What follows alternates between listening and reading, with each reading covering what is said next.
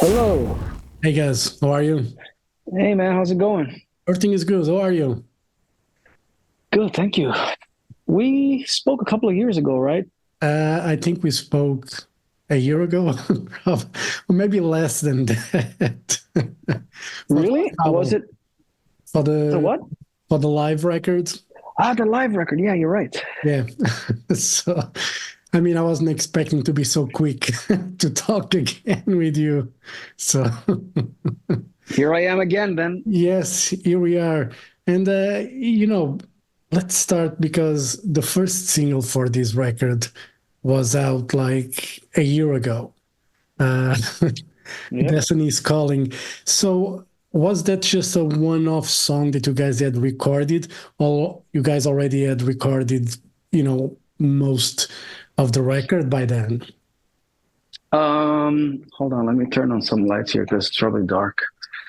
No, the whole album was pretty much. No, I'm lying. Oh, sorry. Hold on. No, I we actually tracked drums before the tour, before we left for tour. And we Yeah, tracked drums for all the songs, but we only managed to finish Destiny's Calling. We kind of decided that that was. I think that was also one of the songs that because we didn't have lyrics and melodies for all the songs. We had the structure, we had like the arrangement, how it was going to go for most of it, but like pretty much like half of the album had no vocal lines, just like mumbling ideas here and there. So we managed to finish a song before we went on tour, and then we dropped that obviously during the tour because we wanted to have something new out there. yeah. Um, and then when we went back from tour, we continued recording stuff, and then I went on another tour on my own solo, and then came back and then completed the album. And I mean, it was nerve wracking to just record the album in so many different sessions. Yeah. I've never done an album like that. At least when it comes to my guitar parts, Yeah. like to go back and forth. Like usually I'll just lock myself in the studio and do it all in in a couple of weeks. What is the frustrating side of working like that for you? Um,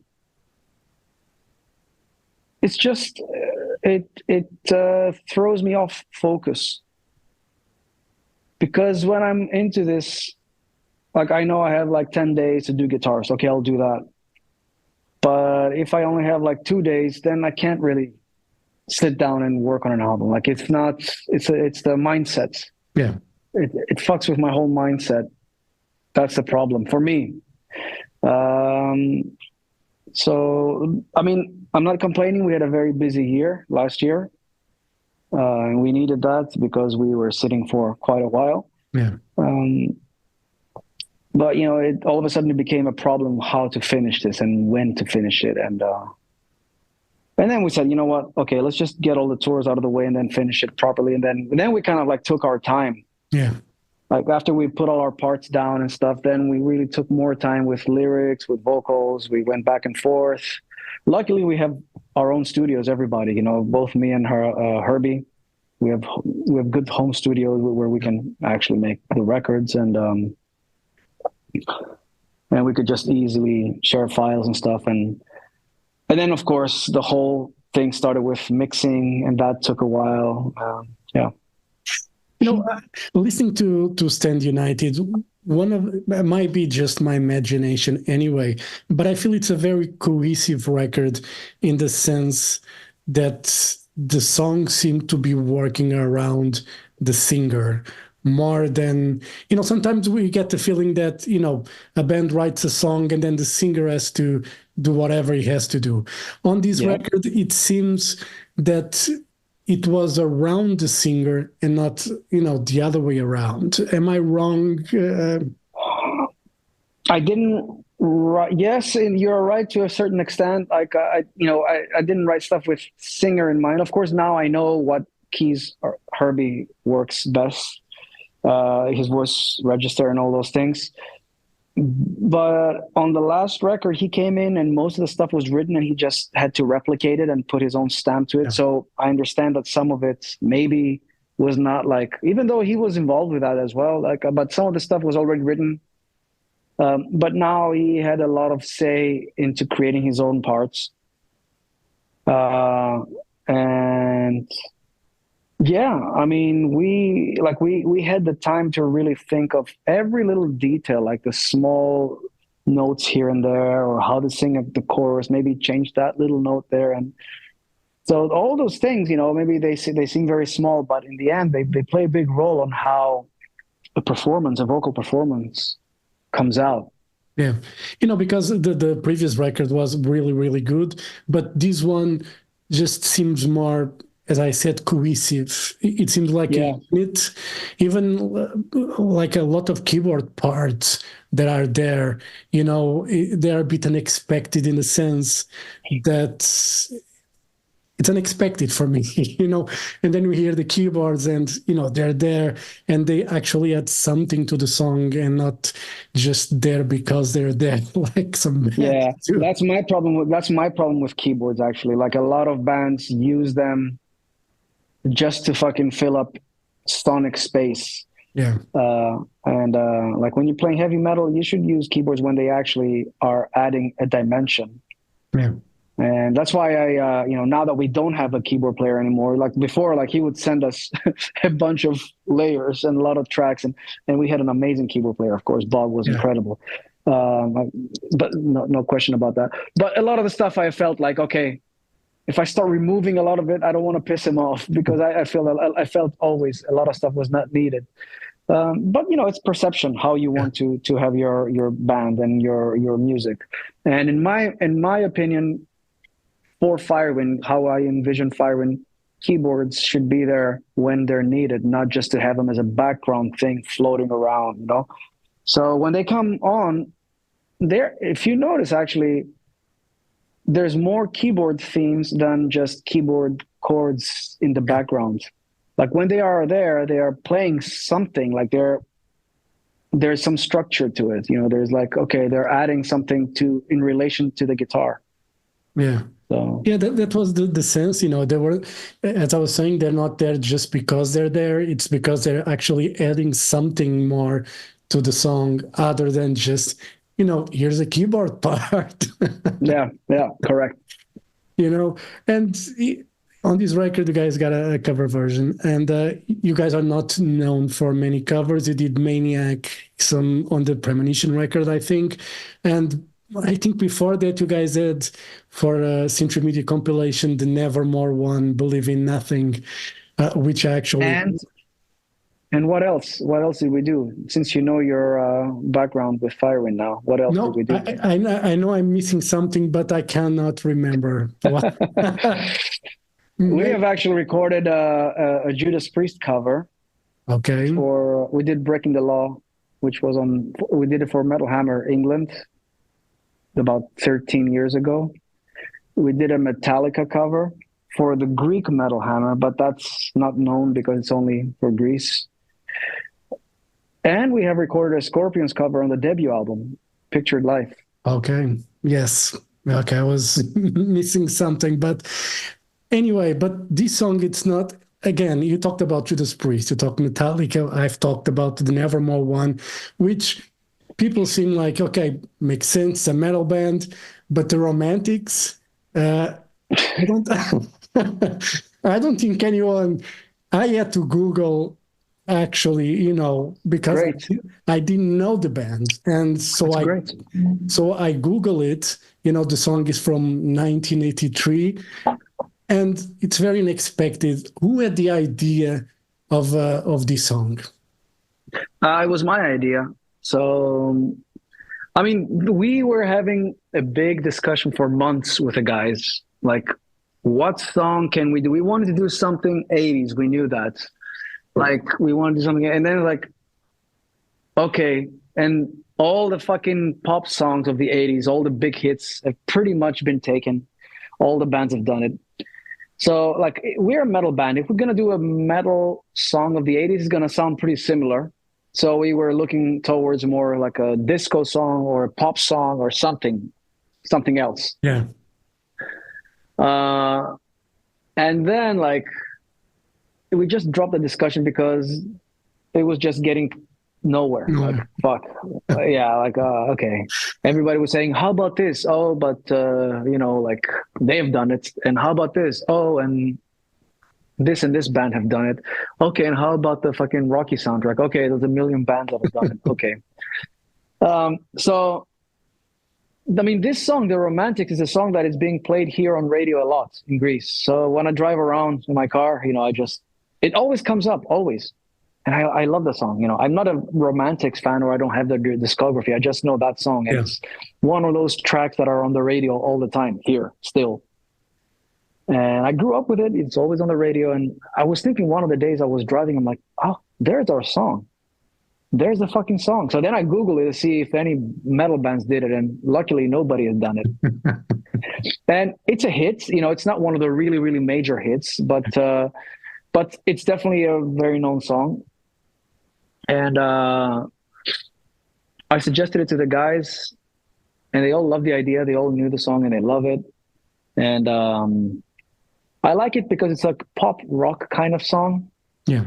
And actually has no keyboards for like an 80s track. It's a lot of guitar layers, and it's based on the riff and the bass line, which is really cool. Yeah. And is it more of a challenge when you grab a song that it's not metal and you have to turn it, you know, into what the identity of the band is, other than just, again, doing Breaking the Law? Because with Breaking the Law, you cannot go. Yeah. You cannot. No, I think it's easier to metalize a pop song. Yeah. It's easier. It's always easier because you just give it your own spin. But like I said, how do I make a cover of Metallica or Priest? It's still gonna sound the same, but okay, it's gonna be our singer, and I'm gonna be playing guitar, and not those guys. So then you have your own stamp, but you cannot deviate from it too much, unless you're like, you know, some grindcore band or a black metal band or something, and then you take like a classic rock or an 80s metal song, and then you make it more like extreme. Yeah. But we are not that. So in our case, it really makes no sense. I mean, to make that kind of a cover. I mean, we would do it for fun, of course, to just say, oh, we want to play some Priest or some Maiden or whatever. But I thought it was more fun to just try something else, borrow something from another genre, and try to bring into our own world. Yeah, you know, because, you know, I was talking about Nevermore, and it's not by accident, because they were probably the only metal band, or one of the few, that got, when they did covers of other songs, they put a complete spin on it. I remember, you know, The Sound of Silence, obviously, it's just one like, what the fuck is happening here? Or like, they did a Judas Priest cover that it's a new song completely. And they were able to put that spin on the songs. I don't know how their minds would work, because it would be strange to give a... I think they did also, they did like a Doors cover as well. Did they do Strange Days or Crystal Ship? I think. Which one did they do? I'm not sure. But they would... It's one of those things that if you listen to it, you thought it would be a Nevermore song and not the cover of any kind. Right.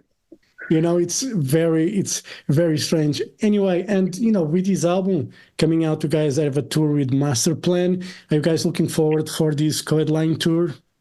Yeah, man, very much so. You know, it's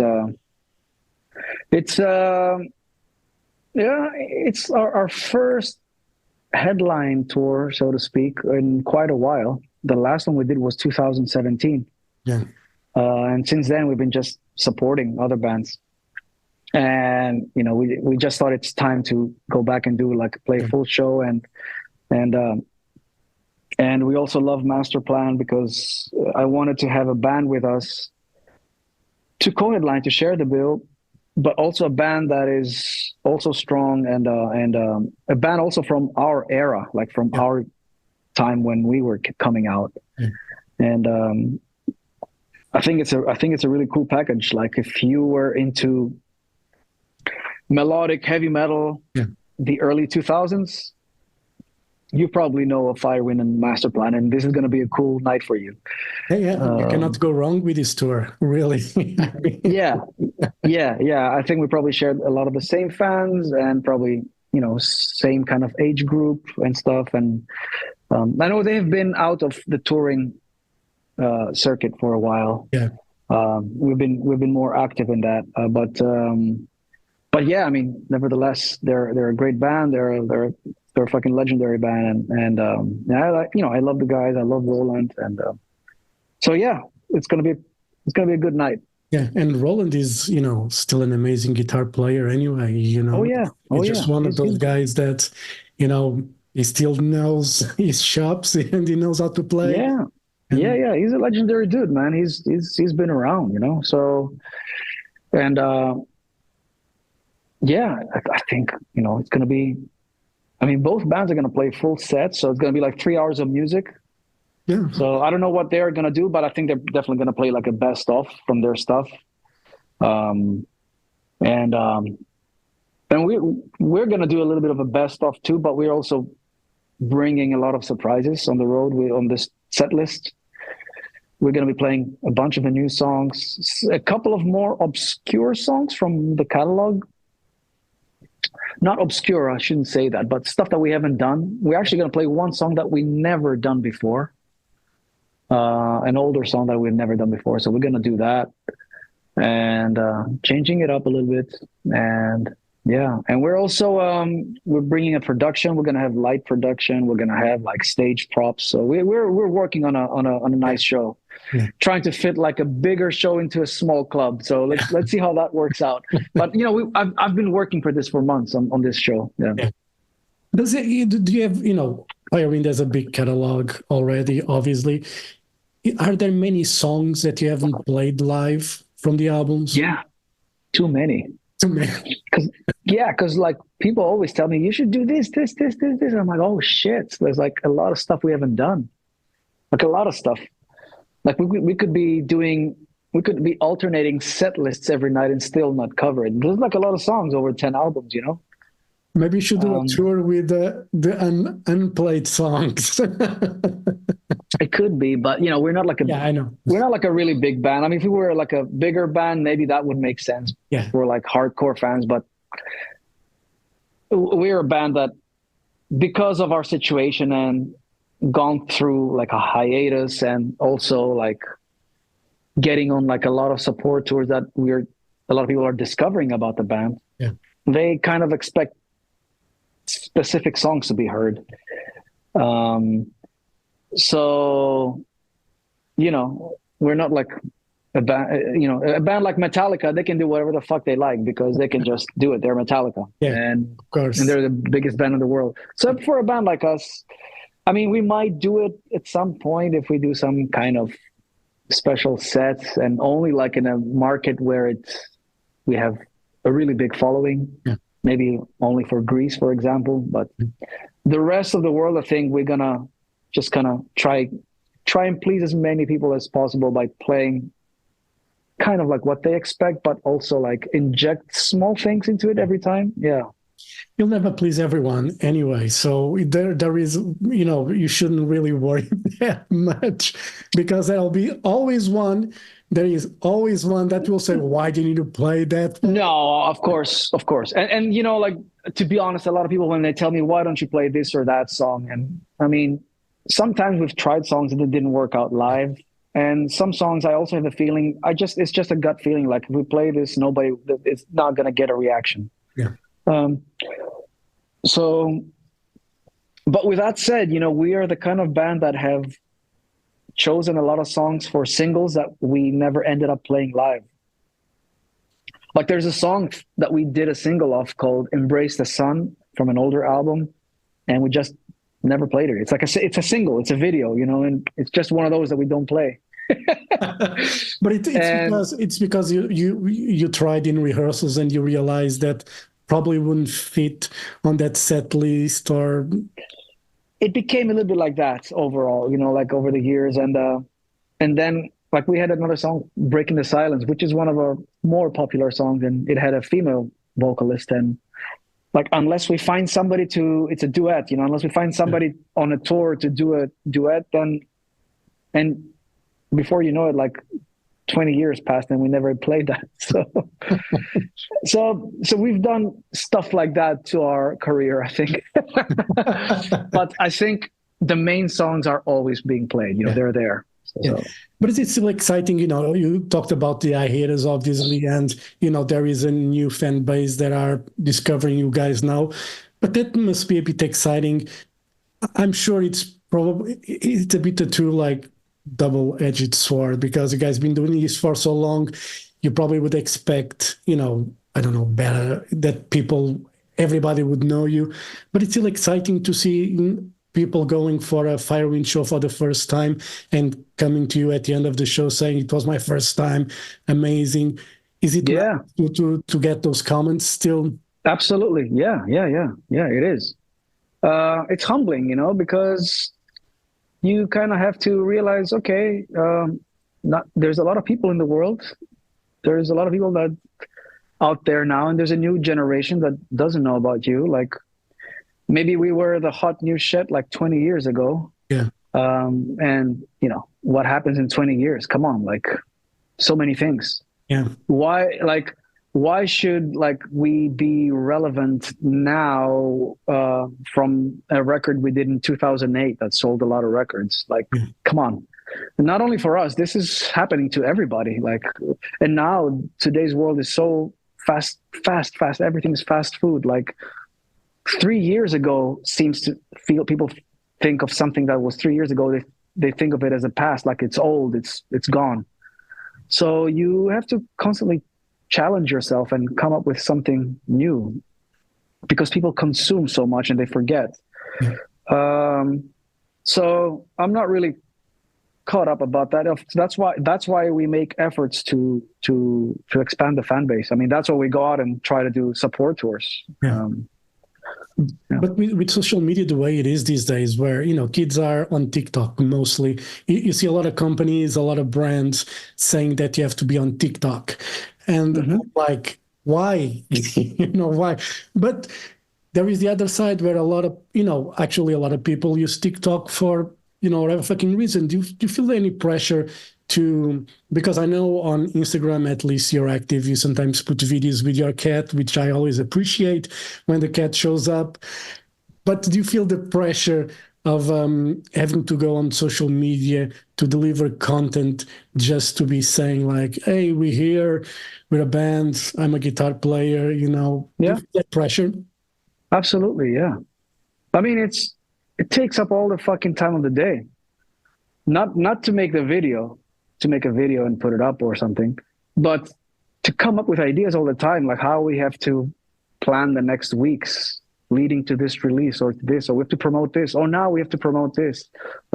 Like, but on the other hand, you know, it's overwhelming, and at the same time, I understand that this is how it is today. So, yeah. For better or for worse, this is how it is now. Like, at least I have a platform that I can rely on. Like, I have gathered all these people on my social channels, and if I want to talk to them, I know some of them will be there to check it out. I can reach some people directly. So in a sense, you know, we've become our own press office. I think that's a problem that a lot of artists are facing, and a lot of them are getting burned out. Yeah. A lot of people are getting burned. I mean, I'm getting burned out too. I want to play guitar more. I don't play as much guitar as I used to, and I just want to focus on guitar and not having to worry about what we're gonna post tomorrow and the next day and all that. But you know, like, this is how it is. At the same time, we're artists, but we're also salesmen. Like, I have to sell a new album. I have to sell tickets to shows. Yeah. So you know, I put the world tour on sale now. So this is what you do. Yeah. This is what you do. This is what we do. That's what I'm saying. Like, yeah.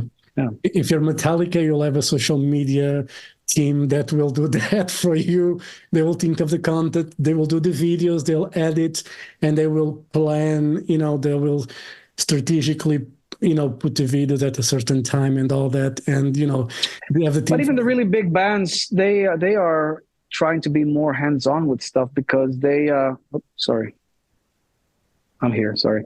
But even the bigger bands, because you need to have some kind of a personal touch too. You have to send messages out to your fans and to the people that follow you, at least, so to let them know what you're going to be doing. Or of course, I mean, like the really big bands, they have the teams that do the editing of the videos and all that stuff.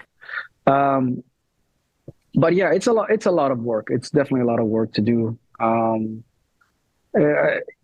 It can be fun at times, and then it's like a lot of work that it feels like, fuck, it's taking away the fun. Like I'm trapped into I'm just trapped in this fucking phone. Like I have to do all that. But if you don't have that, it's like you don't exist. That's the reality. And I'm also thankful for a lot of that stuff, because a lot of people have been discovering me and the band through the platforms, like especially YouTube. Every time that I have a video that goes off in views and stuff, like a lot of people are discovering me about it. And it's a search engine, YouTube, because it's Google. It's always there. It's not like you scroll, like anything you want to type, it's there always. So I think, YouTube has been like a big thing, even though like I didn't break big on YouTube or anything, but it's definitely brought me to a new audience. I think it's important to try and just be part of it, show up a little bit at least. It's not for everybody, I know, but you gotta show up, otherwise good luck. I don't know. Good luck. I mean, we're in a position where we have done the groundwork. We still have like a fan base that listens to our stuff and all that. Even if we didn't do as much work on social media, but I'm still hungry for it, I guess, and I want to see how much of a potential this has. I always say to myself that I'll do it until I don't feel like it. So far I feel like doing it. So when it stops being fun, there is no point at the end of the day. If you see these like if it's really big of a chore to do, there is no point. You need to have fun doing this. Otherwise, just exactly. So it should be fun, and it should be like, I mean, like I have a purpose why the whole thing. Like I said, I have a new album out, and I have and I mean, that's what you do. You have to go out there and talk about it. If you don't talk about your new album, I mean, if I don't sit here and talk to you, how the hell people are going to know I have a new album, Yes, exactly. And, before we go, you got this tour with Masterplan, summer festivals, at the end of the year. What are the plans so far for Firewind? Well, there's going to be, I think we're working on some other stuff as well for the autumn and winter. It's not confirmed yet, but what we're talking about, like a round 2. European tour, or States, or both. We want to cover as much ground as possible, ground that we're not covering on this time on the first one. We really want to promote this album the best we can. It's been a while since we have put out an album that kind of coincides, like release date and being on the road at the same time. Usually it's been like after, during the pandemic, and before that it was like terrible timing. And I mean, we started touring on an album that was 2 years old. So now we were able to plan this a little bit ahead, and so we want to make the most out of it. Japan still a good market for you guys? Japan is still a good market for you guys? I hope so. I hope so. Yeah. I mean, I think we have a loyal fan base there for many years, and not huge, but like on a club level, we do well. And it's been a while since we played there. We were there in 2011 last time, so it's been a while. I mean, we just announced a tour the other day, and there was a lot of excitement about it. I think our name was even trending on Japanese Twitter for a day or something. So it's a good thing. I remember, I still remember, once was Bruce Kulick because of the Queen tribute album that he played on, and he did a press conference here in Portugal. And one of the things he said was that guitar heroes in Japan are gods.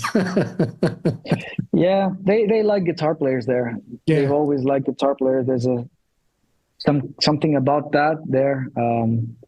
And they just love the sound of guitar, of electric guitar. They're good people. So yeah, yeah. I love them for that, and I think they love me for that. Yeah.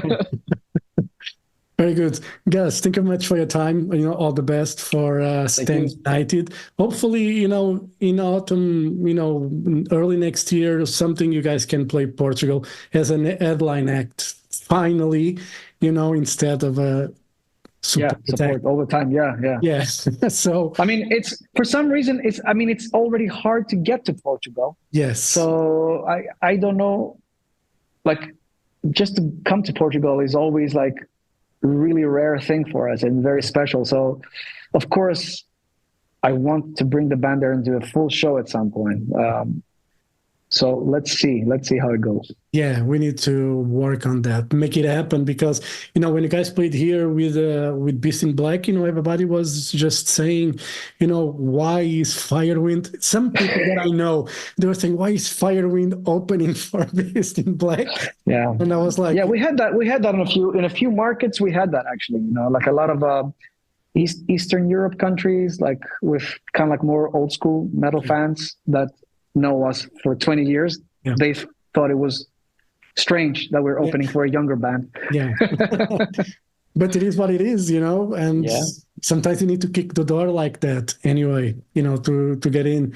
Guys, thank you very much for your time. All the best for Firewind, and hope to see you guys soon. All right. Thank you, man. Thank you so much. Have a great day. Thank you. Bye-bye. Bye.